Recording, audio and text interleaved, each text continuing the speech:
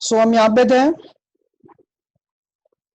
ये जो homogeneous equation है वो क्या करेगा, रिप्रेजेंट करेगा, मतलब लाइन क्या करेगा, यहाँ पे पास होगा ओरिजिन से, और कब, जब H square minus A B का वैल्यू क्या होगा, ग्रेटर देन 0 हो जाएगा। ये क्यों होगा, ये हम लोग सेकेंड कंडीशन में भी समझ जाएंगे अच्छे से। ये H square minus A B जो है वो ग्रेटर देन 0 और इक्वल टू 0 क्यों होना चाहिए, ये हम लोग अभी समझ जाएंगे। ये सेकेंड कंडीशन से बी इक्वल्स टू 0 है तो ये कंडीशन मिल गया, एक्स इक्वल्स टू 0 मिला एक, और second equation X plus two H Y equals to 0 मिल गया। नेक्स्ट वन है B is not equals to 0 के लिए, यहाँ पे ये प्लस जो है, मतलब ये फर्स्ट वाला टर्म जो है उसको हमने शिफ्ट किया राइट हैंड साइड में, फिर कंप्लीट स्क्वायर में कन्वर्ट किया, जो भी रिक्वायर था वो ऐड किया। अब यहाँ पे ध्यान से देखो क्या हो जाएगा, ये पूरा टर्म ए का है और ये टर्म किसका है, बी का है। तो A square minus B square का क्या फॉर्मूला है, A plus B A minus B. A plus B, A के लिए कौन है, H X plus B Y, plus B के लिए कौन है, ठीक है, ये ए प्लस बी हो गया इनटू ए माइनस बी, तो H X plus B Y minus X into under root of H square minus A B equals to 0। तो A plus B A minus B equals to क्या हो गया, 0। अब ये देखो, ये दोनों टर्म्स अगर मल्टीप्लीकेशन में है तो इनको हम लोग मतलब सेपरेट करके भी 0 के इक्वल लिख सकते हैं। तो फर्स्ट पार्ट क्या हो जाएगा, H X plus B Y plus X under root of H square minus A B equals क्या हो जाएगा, 0। अच्छा, फर्स्ट में और लास्ट में यहाँ पे देखोगे दोनों में एक्स कॉमन है, तो फर्स्ट में एच मिलेगा और यहाँ पे क्या मिलेगा, under root H square minus A B, ये क्या हो जाएगा, एक्स हो जाएगा, plus B Y equals to 0। और इन दोनों में भी देखोगे तो फर्स्ट और लास्ट में एक्स कॉमन है, मैं डायरेक्ट लिख रहा हूँ, एच माइनस क्या मिलेगा, under root of H square minus A B, और यहाँ पे एक्स प्लस क्या होगा, बी वाई इक्वल्स टू 0। अगर आप लोग देखोगे ध्यान से, ये जो वेरिएबल है यहाँ पे एक्स है और यहाँ पे सिर्फ वाई है, और कॉन्स्टेंट टर्म इनके साथ में है, सिर्फ वेरिएबल्स आ रहा है एक्स और वाई, यहाँ पे भी वैसे ही एक्स और वाई आ रहा है। तो इसका मतलब ये दोनों लाइन कहाँ से पास हो रहा है, ओरिजिन से पास हो रहा है। कहाँ से पास हो रहा है, ओरिजिन से पास हो रहा है। और H square minus A B का value greater than equal to 0 क्यों होना चाहिए, क्योंकि अगर यहाँ पे ये लेस देन 0 होगा तो ये कॉम्प्लेक्स नंबर बन जाएगा, मतलब ये नेगेटिव आ जाएगा ना, देखोगे रूट के अंदर H square minus A B, अगर ये वैल्यू नेगेटिव है तो अंडर रूट में अगर नेगेटिव है तो वो क्या बनेगा, इमेजिनरी नंबर बनता है। यहाँ पे भी वैसे ही H square minus A B, so H square minus A B का जो वैल्यू है ग्रेटर देन या फिर इक्वल टू क्या होना चाहिए, 0 होना चाहिए।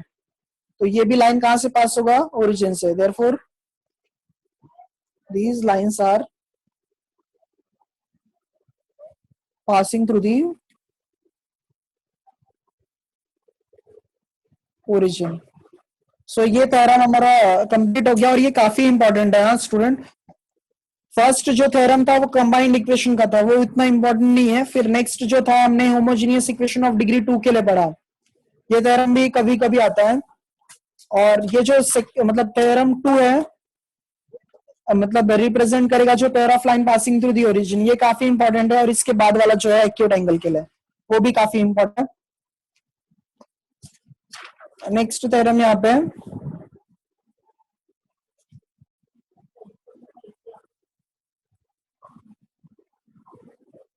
थ्योरम 3, वैसे तो थ्योरम 4 होना चाहिए। ये कंबाइंड इक्वेशन वाला, ये मतलब उतना बोर्ड में पूछा नहीं जाता, इसलिए मैंने नहीं बताया वो, और इम्पोर्टेंट नहीं है वो। स्टार्टिंग में मैंने बताया था, इंट्रोडक्शन में, सॉरी, स्टार्टिंग में मैंने इंट्रोडक्शन में बताया था, बट इसको मैंने थ्योरम वगैरह नहीं बोला था। एक मिनट रुकिएगा, मैं स्टेटमेंट लिख रहा हूँ।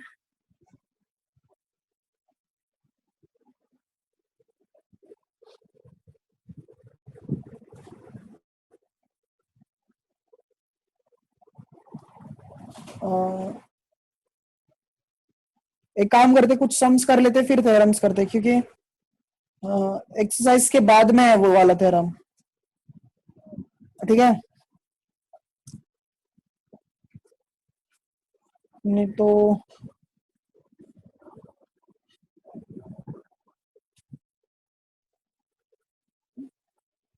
एक मिनट,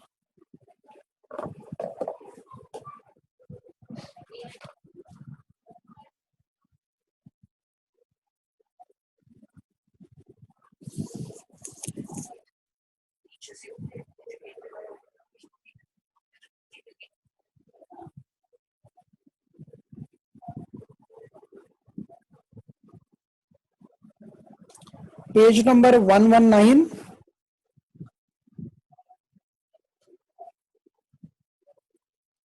यहाँ पे हमारा एक्सरसाइज स्टार्ट होगा 4.1। सो यहाँ पे 4.1 में क्या दिया है ना,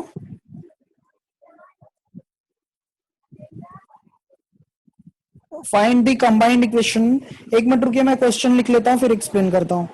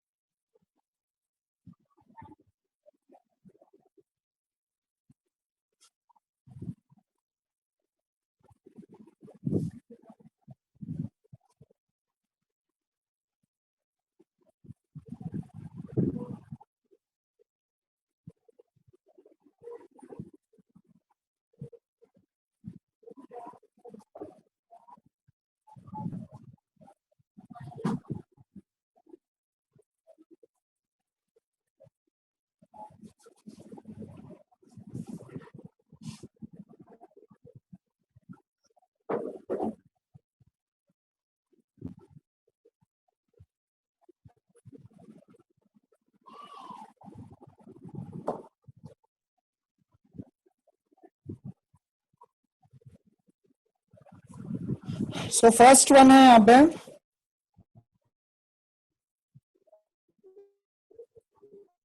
एक्सरसाइज 4.1 में फाइंड क्या करना है, कंबाइंड इक्वेशन फाइंड करना है of the following pairs of lines. Combined equation में मैंने आप लोगों को बताया था, इसको जॉइंट इक्वेशन भी बोला जाता है। हमें जॉइंट इक्वेशन कैलकुलेट करना है और ये 2 मार्क्स कम होते हैं। इसमें क्या दिया है ना, 2x plus Y equals to 0 दिया है एंड क्या बोला है, x minus Y equals to 0। तो लेफ्ट हैंड साइड को किसके साथ मल्टीप्लाई करोगे, लेफ्ट हैंड साइड के साथ। तो यहाँ पे हम लोग सोल्यूशन 1 लिखते हैं।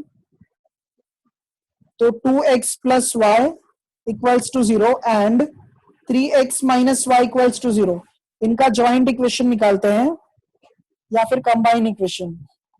लेफ्ट साइड को लेफ्ट हैंड साइड के साथ मल्टीप्लाई करो, 2x प्लस वाई और यहाँ पे 3x minus Y equals to क्या हो जाएगा, 0। ब्रैकेट ओपन करो, 2 इंटू 3 कितना होगा, 6 और x इंटू एक्स क्या होगा, x square minus 2xy plus क्या 3xy minus of Y square equals to 0। Like terms देखते हैं, माइनस और प्लस क्या हो जाएगा, माइनस, तो plus X Y minus of Y square equals to 0। अगर आप लोग देखोगे तो ये होमोजीनियस इक्वेशन ऑफ डिग्री 2 के फॉर्मेट में मिल रहा है। होमोजीनियस इक्वेशन ऑफ डिग्री 2 मतलब पहले एक्स स्क्वायर फिर एक्स वाई फिर वाई स्क्वायर का टर्म। यहाँ पे a कौन है, 6 है, b कौन है, 1 है, सॉरी 2h कौन है, 1 है और b कौन है, -1 है। तो ये हमारा जॉइंट इक्वेशन हो गया। नेक्स्ट सम क्या बोला गया है, पासिंग थ्रू दी 2,3। पासिंग कहां से हो रहा है, पास कहां से हो रहा है, 2 3 से हो रहा है and parallel to coordinate axis. एक मिनट, इसका मैं डायग्राम बना देता हूं, समझ लो। ये जो भी लाइन है कंबाइंड इक्वेशन है, अब यहाँ पे जैसे समझ लो ये 2 और 3, लाइन क्या है 2 और 3, जो कि दोनों पॉजिटिव है तो दोनों फर्स्ट क्वाड्रेंट रहेंगे। यहाँ पे y होगा और यहाँ पे क्या होगा, x हो जाएगा। क्वेश्चन में क्या बोला है ना, पैरेलल टू कोऑर्डिनेट एक्सिस है। पैरेलल टू क्या है, कोऑर्डिनेट एक्सिस है। अच्छा, अगर y एक्सिस के पैरेलल होगा ये, तो वो लाइन कुछ ऐसा पास होगा, ठीक है। और अगर x के पैरेलल होगा तो ये लाइन कुछ ऐसे पास होगा। ये x के पैरेलल लाइन है और ये लाइन के पैरेलल है, y के पैरेलल है। अच्छा, यहां से यहां तक का डिस्टेंस कितना है, 2 है, तो यहाँ पे हमने 2 लिखा। और यहां से यहां तक डिस्टेंस कितना है, 3 है, तो यहाँ पे 3 लिख दिया, ठीक है। सो ये जो लाइन है वो पैरेलल टू x एक्सिस है, तो ये x इक्वल्स टू क्या मिलेगा, 2, क्योंकि यहां से यहां तक का भी डिस्टेंस कितना होगा, 2 हो जाएगा। और ये लाइन जो है वो हाइट है वो 3 है, ये पैरेलल टू किसके है, x y के है, तो यहाँ पे y इक्वल्स टू क्या मिल जाएगा, 3। तो हमें एक इक्वेशन मिला x इक्वल्स टू 2 और एक इक्वेशन क्या मिला, y इक्वल्स टू 3। देयरफॉर यहाँ पे क्या लिखोगे, x equals to 2 and y equals to 3। But इन दोनों का जॉइंट इक्वेशन निकालना है। या तो फिर डायरेक्ट क्या करोगे ना, जब पैरेलल बोला रहेगा, x का कोऑर्डिनेट 2 है, y का कोऑर्डिनेट 3 है, तो x equals to 2, y equals to 3, तो कंबाइंड इक्वेशन मतलब इसको एक साइड में रखो सब, और ये क्या हो जाएगा, दोनों का जॉइंट इक्वेशन निकाल दो। तो जॉइंट इक्वेशन यहाँ पे x माइनस 2 और ये y माइनस 3 इक्वल्स टू क्या हो जाएगा, 0। ब्रैकेट ओपन करो, x इंटू वाई क्या हो जाएगा, एक्स वाई, और x इंटू माइनस 3 क्या होगा, माइनस 3x माइनस 2y, और ये प्लस क्या होगा, 6 इक्वल्स टू 0। सो ये क्वेश्चन हमारा कंप्लीट हो गया। एक मिनट रुकिएगा। नेक्स्ट सम जो है,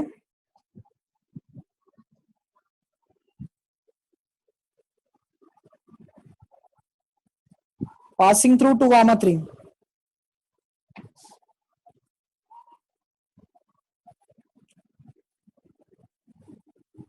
passing through 2 gamma 3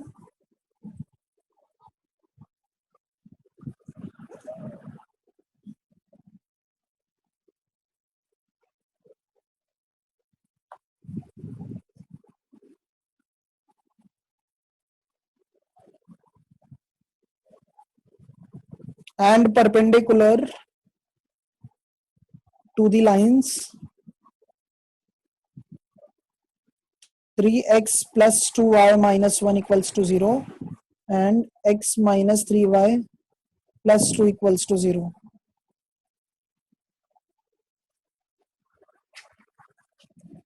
अच्छा, अब मैंने ये जो यहाँ पे क्वेश्चन था, क्या दिया है यहाँ पे, passing through 2 comma 3 and perpendicular to the lines, यहाँ पे ये और ये लाइन दिया है, दो लाइन दिया है।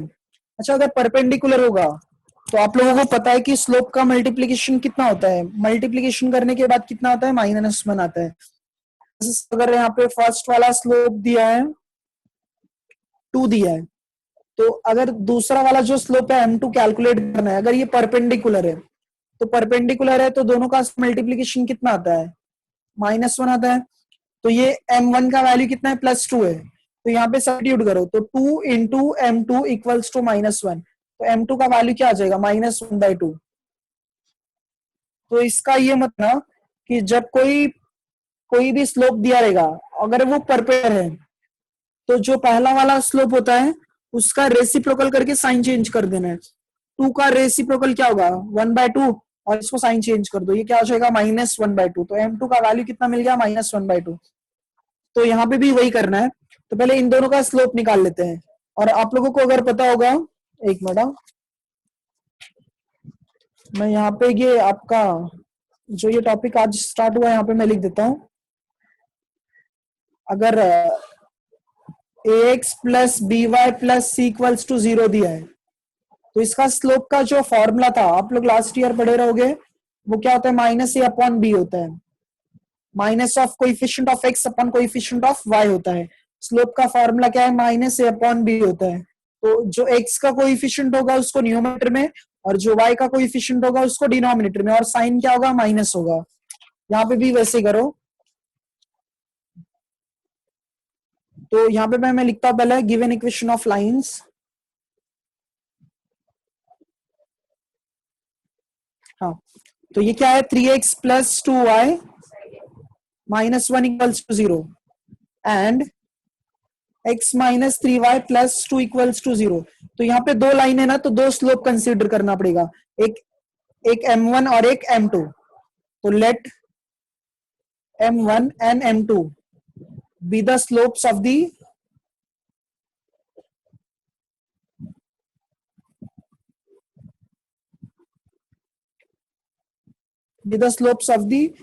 lines।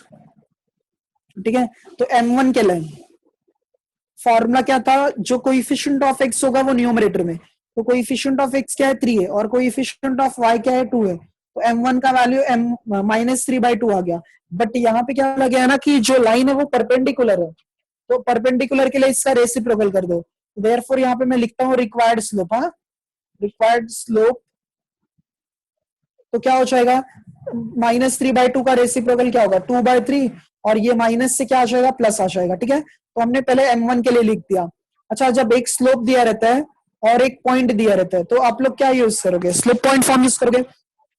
एक स्लोप दिया है, सॉरी स्लोप दिया है और पॉइंट दिया है, तो क्या यूज करोगे, स्लोप पॉइंट फॉर्म यूज करोगे। तो बाय स्लोप पॉइंट फॉर्म इससे क्या होगा ना, हमें एक इक्वेशन मिल जाएगा, और फिर सेम वैसे ही दूसरे से भी एक इक्वेशन मिल जाएगा, और उन दोनों का लेफ्ट हैंड साइड मल्टीप्लाई कर दोगे तो रिक्वायर्ड इक्वेशन मिल जाएगा। तो पहले हमने स्लोप निकाला, उसका रेसिप्रोकल करके हमने रिक्वायर्ड स्लोप निकाल दिया। अब परपेंडिकुलर बोला था इसलिए ऐसा रेसिप्रोकल करना है। तो बाय स्लोप पॉइंट फॉर्म था y minus y1 equals to m into x minus x1। अच्छा, ये x1 हो गया और ये y1 हो गया, तो वैल्यू पुट करो, y माइनस y1 कितना है, 3 है, m का वैल्यू कितना है, 2/3 है, तो 2/3, x माइनस x1 की 2 है, क्रॉस मल्टीप्लाई करके सिंप्लाई करो, 3 इंटू वाई कितना हो जाएगा, 3y, और 3 इंटू 3 कितना हो जाएगा, 9, और 2 इंटू एक्स 2x, और 2 इंटू -2 कितना होगा, -4। तो इसको सिंप्लीफाई करो, +3y वो साइड जाएगा तो क्या हो जाएगा, -3y, तो -3y -4 +9 हो जाएगा, ये साइड आएगा तो दैट इज यहाँ पे क्या हो जाएगा, 2x -3y +5 इक्वल्स टू 0। ये एक इक्वेशन मिल गया। ठीक है, वैसे ही इसके लिए भी इक्वेशन मिलेगा दूसरा, फिर दोनों को मल्टीप्लाई करके हम लोग क्या कर सकते हैं, नेक्स्ट इक्वेशन मतलब जॉइंट इक्वेशन निकालना है। इसके लिए यहाँ पे x -3y प्लस क्या दिया है, 2 इक्वल्स टू 0। इसका जो स्लोप होगा m2, x का कोएफिशिएंट 1 है और y का कोएफिशिएंट -3 है, तो -1 अपॉन क्या होगा, -3, माइनस माइनस कैंसिल होके क्या बन जाएगा, 1/3।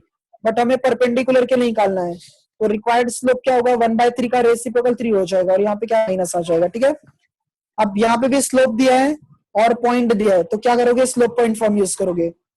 तो बाय स्लोप पॉइंट फॉर्म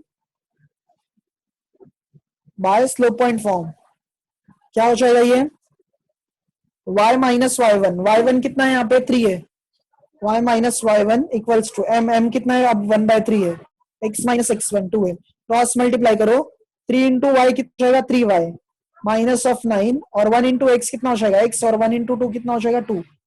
इसको भी अरेंज करो, x -3y -9 वो साइड गया तो +9 हो जाएगा, तो ये क्या होगा, +7 इक्वल्स टू 0। बट हमें क्या कैलकुलेट करना था, कंबाइन इक्वेशन। तो ये दोनों का जो लेफ्ट हैंड साइड का पार्ट है, मतलब इसको और इसको दोनों को क्या करना पड़ेगा, मल्टीप्लाई करना पड़ेगा। तो यहाँ पे मैं लिखता हूँ joint equation. Sir required slope -3 है ना। अरे हाँ, सॉरी, अरे थैंक यू। रिक्वायर्ड स्लोप क्या है, यहाँ पे -3 है। अच्छा, वो बता दिया, नहीं तो फिर पूरा सम रॉन्ग हो जाता। ये क्या हो जाएगा, y -3 इक्वल्स टू -3x हो जाएगा, और ये क्या हो जाएगा, +6 हो जाएगा। ठीक है, अब इसके बाद -3x ये साइड आएगा तो क्या हो जाएगा, +3x हो जाएगा, और +y वैसे ही रहेगा, +6 ये साइड आएगा तो -6 हो जाएगा, तो -3 -6 -9। तो दो इक्वेशंस मिल गए, अब इनका कंबाइंड इक्वेशन निकालना है, तो जॉइंट इक्वेशन निकाल लेते हैं। देयरफॉर जॉइंट इक्वेशन क्या हो जाएगा, 2x - 3y +5 है, तो 2x - 3y +5, और जो दूसरा इक्वेशन है वो है 3x + y -9।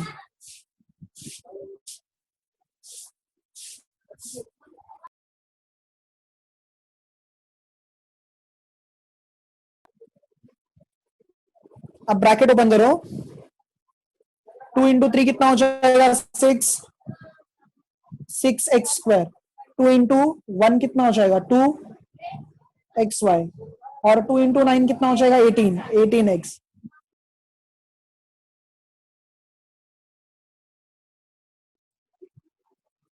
और -3, हाँ, -3 इंटू 3 कितना हो जाएगा, -9xy, और ये -3 इंटू y कितना हो जाएगा, -3y², ये 27y हो जाएगा, फिर लास्ट में 5 से सबको मल्टीप्लाई करो, 5 इंटू 3 कितना हो जाएगा 15x, ये क्या हो जाएगा 5y और minus of 45 equals to 0। Arrange करो पहले एक्स स्क्वायर का टर्म, एक्स स्क्वायर का टर्म एक ही है 6x स्क्वायर, एक्स वाई का टर्म यहाँ पे भी है यहाँ पे भी है, हाँ तो दो है, +2 और -9 कितना होगा -7xy, फिर वाई स्क्वायर का टर्म -3y स्क्वायर, फिर x का टर्म लिखना है, x का क्या यहाँ पे -18x, फिर y का टर्म, अच्छा सॉरी 18 के बाद में 15 भी है +15x, y के लिए क्या क्या है -27 है और 5 है, तो ये कितना हो जाएगा -22y और लास्ट में -45 इक्वल्स टू 0। दैट यहाँ पे लास्ट अरेंजमेंट क्या होगा, पहले एक्स स्क्वायर का टर्म, फिर एक्स वाई का टर्म, फिर वाई स्क्वायर का टर्म, फिर यहाँ पे एक्स का टर्म, फिर वाई का, और फिर लास्ट में कांस्टेंट टर्म। सो एक बार मैं बता देता हूं हम लोग ने आज क्या क्या पढ़ा। होमोजीनियस इक्वेशन ऑफ डिग्री 2 पढ़े, जहां पे सिर्फ एंड मतलब सब टर्म्स का वैल्यू कितना होना चाहिए 2 होना चाहिए पावर में, सबका डिग्री कितना होना चाहिए 2 होना चाहिए। होमोजीनियस इक्वेशन के बारे में पढ़ा, वो होता क्या है, उसके बाद में उस पे एक डेरिवेशन किया हमने, और ये इक्वेशन हमेशा याद रखना। फिर हमने पढ़ा ऑक्सिलरी इक्वेशन क्या होता है, जब होमोजीनियस इक्वेशन को स्लोप के टर्म्स में लिखोगे तो वो क्या होता है, ऑक्सिलरी इक्वेशन होता है। फिर उसके बाद में ऑक्सिलरी इक्वेशन के लिए डेरिवेशन पढ़ा, फिर सम ऑफ द स्लोप पढ़ा, प्रोडक्ट ऑफ द स्लोप पढ़ा। फिर यहाँ पे होमोजीनियस इक्वेशन रिप्रेजेंट करेगा पेयर ऑफ लाइन, कहां से पास होगा, दोनों ओरिजिन से पास होगा। तो केस 1 में बी का वैल्यू 0 कंसीडर किया, केस 2 में b is not equals to 0, complete square करके सॉल्व किया इसको। फिर हमने ये कंबाइंड इक्वेशन के बेस्ड पे कुछ सम्स सॉल्व किए। सो आप लोग सॉरी लॉजिक का मैंने बोला था आप लोगों को पेपर वगैरह जो भी है वो आप लोगों को सैटरडे वगैरह रहेगा। इसके ऊपर जितने भी सम्स होंगे लॉजिक के एक्सरसाइज के सॉल्व एग्जांपल आप लोग ट्राई करना, और फिर कुछ भी डाउट्स वगैरह है तो वो पूछ लेना। और बाकी के सब्जेक्ट्स भी जो होंगे वो आप लोग स्टार्ट करो पढ़ना वगैरह। अभी कैसे आपको टाइम मिलेगा, क्योंकि कैसे एक बार कॉलेज एंड क्लास वगैरह स्टार्ट हो जाएगा तो बहुत हेक्टिक शेड्यूल हो जाएगा आप लोगों का। सो जितने भी पोर्शंस आप लोगों का कंप्लीट हो रहा है ना वो अच्छे से अभी फिलहाल कर लो, और जितने सम्स प्रैक्टिस करोगे उतना आप लोगों के लिए अच्छा होगा। सो आज का सेशन हम लोग यहाँ पे कंप्लीट करते हैं, फिर नेक्स्ट सेक्शन में मिलेंगे, ठीक है। So thank you. Study everything हाँ. 7:40 because Saturday को जो टेस्ट होगा you have to take it seriously and you'll be marked accordingly. And your course from here on in the classes will be decided or based on your test you give on Saturday. So please focus and study everything well. And please remember 12:30 today there's a biology lecture. हाँ एक minute sir, हाँ ये शुक्ला जी जो है वो पूछ रहे sir test में एक्सरसाइज क्वेश्चन नहीं आएंगे, ऐसा नहीं है। उसके बेस्ड पे सॉल्व एग्जांपल के सम्स भी आएंगे। ऐसा नहीं है कि सिर्फ एक्सरसाइज के सम्स में, मैंने जो टाइप के सम्स सिखाया है ना, नंबरिंग वगैरह चेंज हो सकते हैं, क्योंकि कैसा कॉन्सेप्ट क्लियर रखो अपना जो भी है मैथ्स का, रट्टा नहीं मारना है मैथ्स है। हाँ बराबर, ठीक है, ऑलराइट एवरीबॉडी, थैंक यू। हाँ thank you sir, thank you everyone.